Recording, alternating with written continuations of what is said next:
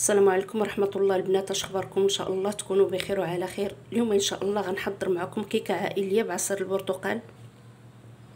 بسم الله. ندوزو للمقادير.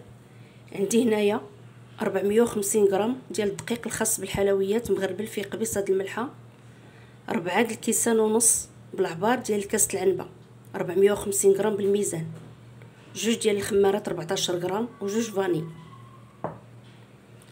عندي كذلك 350 غرام ديال عصير البرتقال، عندي جوج كيسان عامرين حتى الفوق فيهم 250، وعندي كاس ما عامرش ناقص اسبوع فيه 100 غرام، 350 في المجموع. وعندي كذلك كاس ديال ياغورت ما عامرش ديال الزيت 100 غرام، ممكن نديروا 10 المعالق، 10 المعالق او نعبروا بهذا الكاس ديال ياغورت ما عامرش 100 غرام. وعندي 180 غرام ديال السكر حبيبات، كاس ديال العنبه، هذا الكاس هذا كيعبر القياس ديال العنبه 180 غرام، كاس العنبه عامر. وعندي كذلك 3 البيضات 160 غرام، 3 البيضات صغار. نقول للاخوات اللي كيستعملوا الميزان او اللي كيستعملوا الكاس، ولكن من الافضل الميزان. وعندي معلقه كبيره ديال قشور البرتقال. سهله. بسم الله. ندوزو ان شاء الله للطريقه.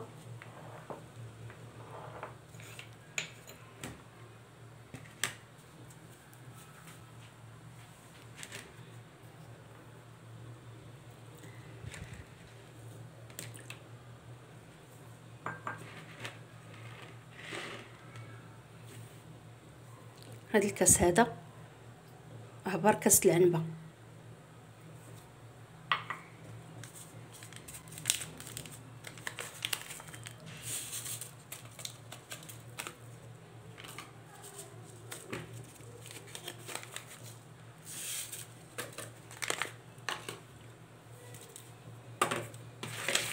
بسم الله.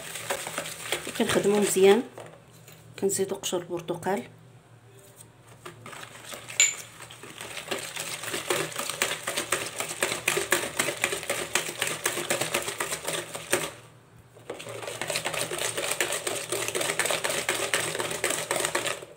وكنزيدو العصير ديال البرتقال،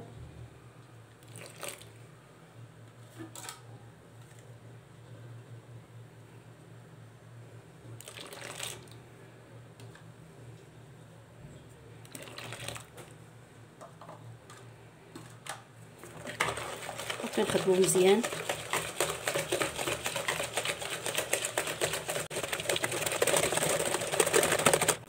وكنضيفو الزيت،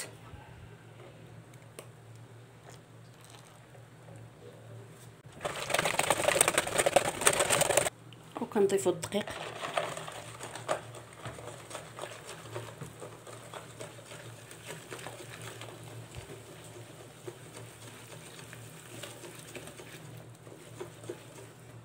نضيفو الخمارات،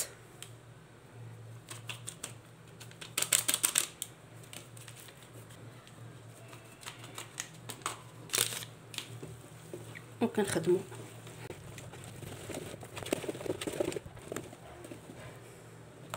كيجي الخليط بهذا الشكل هذا. هذا المول البنات، المول كبير، الحجم ديالو 28.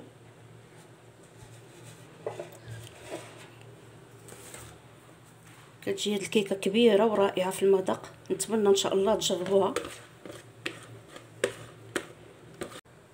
هي الكيكه البنات غندخلها دابا للفران ونرجع معكم ان شاء الله في الشكل ديالها النهائي. هي الكيكه البنات بعد ما وجدت، ان شاء الله تجربوها وتنال الاعجاب ديالكم، وبالصحه والراحه. نتلاقاو ان شاء الله في حصه جديده.